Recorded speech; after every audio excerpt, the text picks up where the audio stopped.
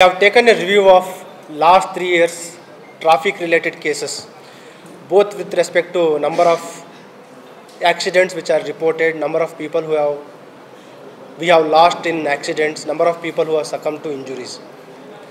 And also we have taken the review of traffic enforcement which is done in last 3 years. We are seeing rampant traffic indiscipline in the city. Majority of people, though they are aware of the traffic rules, they are not abiding by the traffic rules.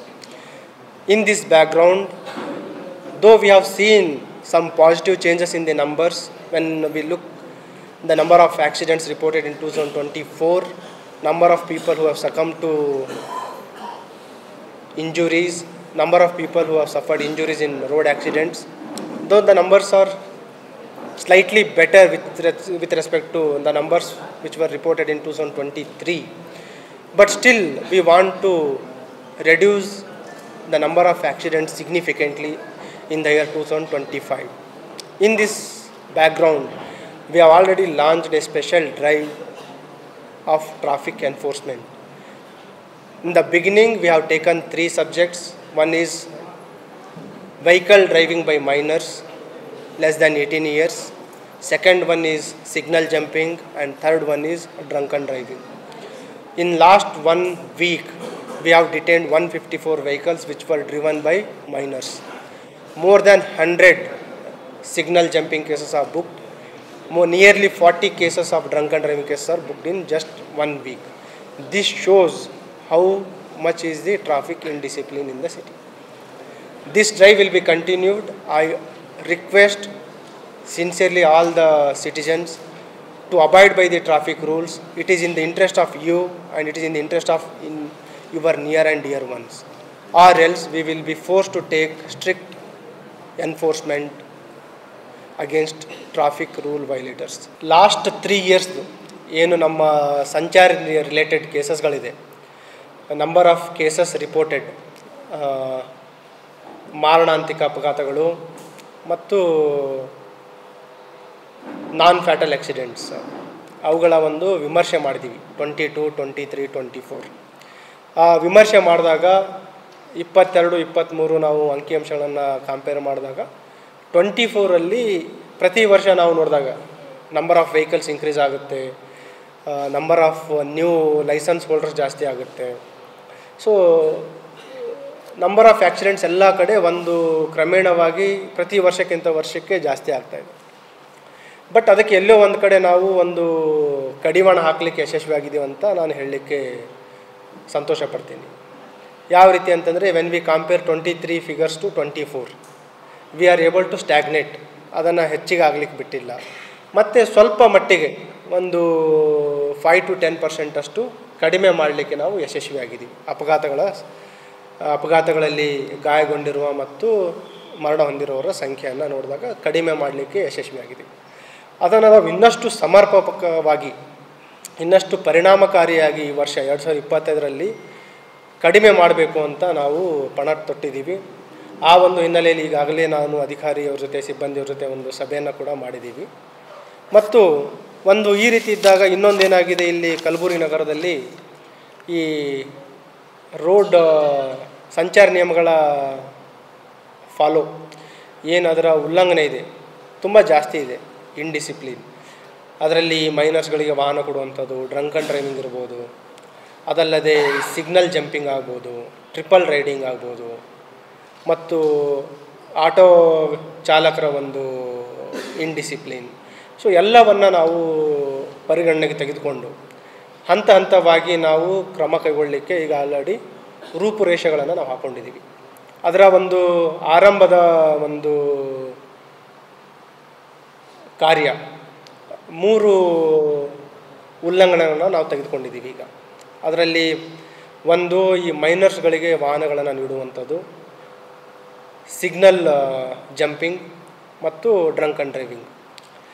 Last 1 ವೀಕಲ್ಲಿ ನಾವು 154 vehicles ಈ ಮೈನರ್ಸ್ಗಳಿಗೆ ಪೋಷಕರು, family members ನೀಡಿರುವಂಥದ್ದನ್ನು ನಾವು seize ಮಾಡಿದ್ದೀವಿ. ಅದರಲ್ಲಿ ಆ age profile ಮಾಡಿದ್ದೀವಿ ನಾವು, ಯಾವ ರೀತಿ ಮಕ್ಕಳಿಗೆ ಕೊಟ್ಟಿದ್ದಾರೆ ಅಂತ. ಮೆಜಾರಿಟಿ 16ರಿಂದ 17 ವಯಸ್ಸು ಹುಡುಗರಿಗೆ, ಮಕ್ಕಳಿಗೆ ಈ ವಾಹನಗಳನ್ನು ನೀಡಿದ್ದಾರೆ. 15 ವರ್ಷ ಮಕ್ಕಳು ಕೂಡ ವಾಹನ ಚಾಲನೆ ಮಾಡ್ತಾ ಇರೋದು ದುರದೃಷ್ಟಕರ.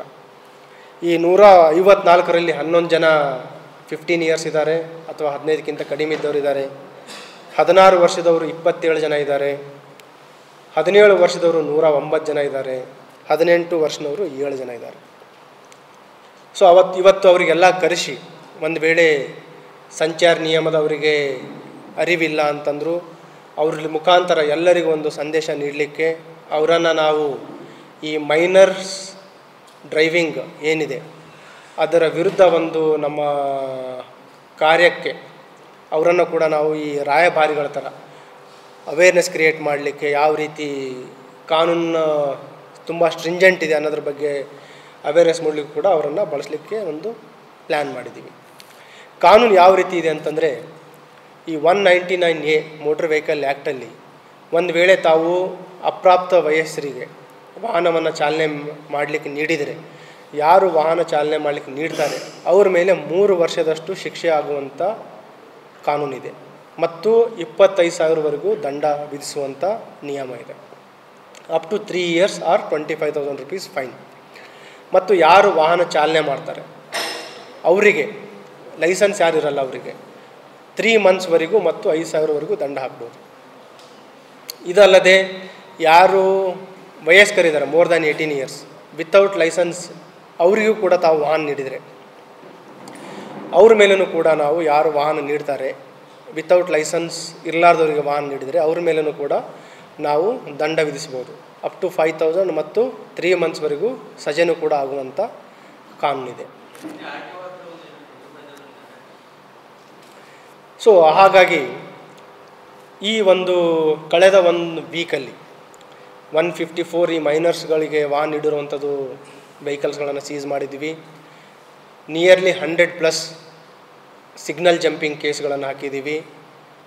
40ರಷ್ಟು ಡ್ರಂಕ್ ಆ್ಯಂಡ್ ಡ್ರೈವಿಂಗ್ ಕೇಸನ್ನು ಈಗ ಹಾಕಿದ್ದೀವಿ.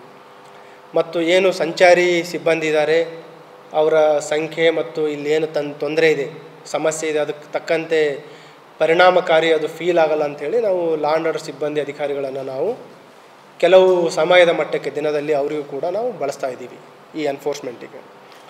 ಈಗ ಮುಂದುವರೆದು ಈಗೇನು ಇವರಿಗೆ ಈಗ ಆಲ್ರೆಡಿ ಕೆಲವರಿಗೆ 25,000 rupees ಫೈನ್ ಕೂಡ ಹಾಕಲಿಕ್ಕೆ ಸ್ಟಾರ್ಟ್ ಆಗಿದೆ. ಯಾರು ಮೈನರ್ಸ್ಗಳಿಗೆ ವಾಹನ ನೀಡ್ತಾರೆ ಅವ್ರ ಮೇಲೆ ಅಪ್ ಟು 25,000 rupees ಫೈನ್ ಇದೆ. ಈಗ ಆಲ್ರೆಡಿ ಒಬ್ಬರಿಗೆ 25,000 rupees ಫೈನ್ ಈಗ ಆಲ್ರೆಡಿ ಹಾಕಾಗಿದೆ. ಇದು ಒಂದು ಈ ರೀತಿ ಸುಮಾರಿಗೆ ಆಲ್ರೆಡಿ ಹಾಕಲಿಕ್ಕೆ ಸ್ಟಾರ್ಟ್ ಮಾಡಿದ್ದೀವಿ.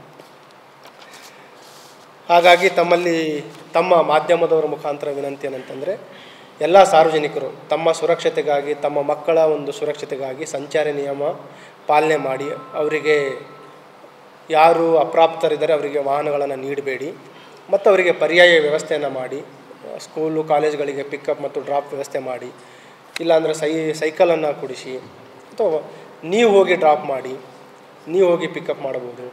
ಮತ್ತು ಸುಮಾರು ಇನ್ಸಿಡೆಂಟ್ಸ್ಗಳಿದೆ, ನಿದರ್ಶನಗಳಿದೆ. ನಾವು ಭಾರತ ದೇಶದಲ್ಲಿ ಅಂಕಿಅಂಶಗಳನ್ನು ನೋಡಿದಾಗ ಎಷ್ಟು ಜನ ನಮ್ಮ ಅಪಘಾತಗಳಲ್ಲಿ ಪ್ರಾಣವನ್ನು ಕಳ್ಕೊತಾ ಇದ್ದಾರೆ. ಅದರಲ್ಲಿ 6,000 to 8,000 ಮೈನರ್ಸ್ ಇದ್ದಾರೆ ಈ ಅಪಘಾತಗಳಲ್ಲಿ, ಲೆಸ್ ದ್ಯಾನ್ 18 years ಅಪಘಾತಗಳಲ್ಲಿ ಮರಣ ಹೊಂದ್ತಾ ಇರೋರು. ಮತ್ತು ಈಗ ಇಲ್ಲಿನೂ ಕೂಡ ಒಂದು ಅಪಘಾತಗಳಲ್ಲಿ ಬಲಿಯಾಗುವಂಥದ್ದು, ಮೈನರ್ಸ್ ಡ್ರೈವಿಂಗ್ ಓಡಿಸ್ತಾ ಅಪಘಾತಗಳಲ್ಲಿ ಭಾಗಿಯಾಗ್ತಾ ಇರೋದು, ಅದು ಅವರ ಭವಿಷ್ಯ ಜೊತೆ ಆಟ ಆಡ್ತಾ ಇದ್ದಂಗೆ ಆಗುತ್ತೆ. ಒಂದು ವೇಳೆ ಇವ್ರ ಮೇಲೆ ಏನಾದರೂ ಪ್ರಕರಣ ದಾಖಲಾಗಿದ್ದರೆ ಅವರ ಉದ್ಯೋಗಕ್ಕೆ ತೊಂದರೆ ಆಗುತ್ತೆ, ಪಾಸ್ಪೋರ್ಟ್ ಪಡಲಿಕ್ಕೆ ತೊಂದರೆ ಆಗುತ್ತೆ ಮತ್ತು ಎಲ್ಲೋ ಒಂದು ಕಪ್ಪು ಚುಕ್ಕಿ ಆಗುತ್ತೆ ಮಕ್ಕಳ ಒಂದು ಭವಿಷ್ಯದಲ್ಲಿ. ಮಕ್ಕಳಿಗೆ ಅರಿವಿರಲ್ಲ, ಕೆಲವರು ಯಾರೋ ದುಷ್ಪ್ರೇರಣೆಯಿಂದ ಬೇರೆಯವರ ಮಿಸ್ಗೈಡೆನ್ಸ್ಲಿಂದ ಹಠ ಮಾಡೋದು ವಾಹನಗಳು ಕೇಳ್ಬೋದು. ಬಟ್ ಅದಕ್ಕೆಲ್ಲ ತಾವು ಕಿವಿಗೊಡದೆ ಏನು ನಿಯಮ ಇದೆ ಅದರ ಪ್ರಕಾರ ಅವರಿಗೆ ನೀವು ವಾಹನ ನೀಡದೆ, ಅವರು ಯಾವಾಗ ಮೆಜಾರಿಟಿ ಆಗ್ತಾರೆ ಮೋರ್ ದ್ಯಾನ್ 18 years ಆಗ್ತಾರೆ ಅವರಿಗೆ ಸರಿಯಾದ ಒಂದು ತರಬೇತಿನ ನೀಡಿ ವಾಹನ ಪರವಾನಗಿಯನ್ನು ನೀಡಿದ ನಂತರ ಆವಾಗ ಅವರಿಗೆ ವೆಹಿಕಲನ್ನು ಕೊಡಿ. ಅಲ್ಲಿಯವರೆಗೆ ಅವರಿಗೆ ವೆಹಿಕಲ್ ಕೊಡೋದು ತಪ್ಪಿದೆ. ಮತ್ತು ಒಂದು ಈಗ ಸೋರ್ಸ್ ಮನೆಯೇ ಇವರಿಗೆ ವಾಹನಗಳನ್ನು ನೀಡುವಂಥ ಸೋರ್ಸ್. ಇದ್ರ ಜೊತೆಗೆ ಎಲ್ಲ ಎಜುಕೇಷನ್ ಇನ್ಸ್ಟಿಟ್ಯೂಷನ್ ಸ್ಕೂಲ್ಸ್ ಕಾಲೇಜಸ್ಗಳಲ್ಲಿಯೂ ಕೂಡ ನಾವು ಒಂದು ಡ್ರೈವನ್ನು ಮಾಡ್ತೀವಿ. ನಿಯರ್ ಎಜುಕೇಷನ್ ಇನ್ಸ್ಟಿಟ್ಯೂಷನ್ಸ್ ಡ್ರೈವ್ ಮಾಡ್ತೀವಿ. ಅದಲ್ಲದೆ ಎಲ್ಲ ಎಜುಕೇಷನ್ ಇನ್ಸ್ಟಿಟ್ಯೂಷನ್ಸ್ ಅವ್ರ ಜೊತೆ ಒಂದು ಸಭೆಯನ್ನು ಮಾಡಿ, ಏನು ಬೆಳಗ್ಗೆ ಅಸೆಂಬ್ಲಿ ಸೆಷನ್ ಇರುತ್ತೆ, ಬೆಳಗ್ಗೆ ಪ್ರಾರ್ಥನೆ ಇರುತ್ತೆ, ಆ ಸಮಯದಲ್ಲಿ ಮತ್ತು ಬೇರೆ ಬೇರೆ ರೀತಿಯಲ್ಲಿ ನಾವು ಅಲ್ಲಿ ಇನ್ಕ್ಲೂಡಿಂಗ್ ಪೇರೆಂಟ್ಸ್ ಟೀಚರ್ಸ್ ಮೀಟಿಂಗ್ಗಳಲ್ಲಿಯೂ ಕೂಡ ಇದ್ರ ಬಗ್ಗೆ ನಾವು ಅರಿವು ಮೂಡಿಸ್ತೀವಿ.